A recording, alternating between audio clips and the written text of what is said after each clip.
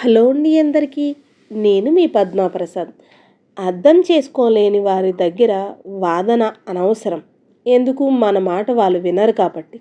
లోపాలు వెతికే వారి దగ్గర వివరణ అనవసరం. మనం ఎంత చెప్పినా వాళ్ళు పట్టించుకోరు. వాళ్ళ మాటలు వాళ్ళ లెక్క వేరే ఉంటుంది కాబట్టి.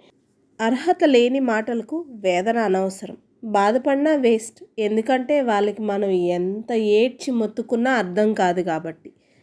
బంధం విలువ తెలియని వారి కోసం నానా పాట్లు పడే కన్నా చక్కగా నవ్వుతూ పక్కకు తప్పుకోవడం చాలా ఉత్తమం. ఎందుకండి వాళ్ళని బాధ పెడుతూ మనం నరకం చూడడం. ఎందుకంటే ఇంకెప్పటికీ వాళ్ళకి అర్థం కాదు. మనకు అది అర్థం అవుతుంది. కానీ మన మనసుకి నచ్చ చెప్పుకోవడానికి కొంచెం టైం పట్టినా నచ్చ చెప్పుకోవాలి. ఎందుకో తెలుసా? అవతల వ్యక్తి మనల్ని గుర్తించడు కాబట్టి.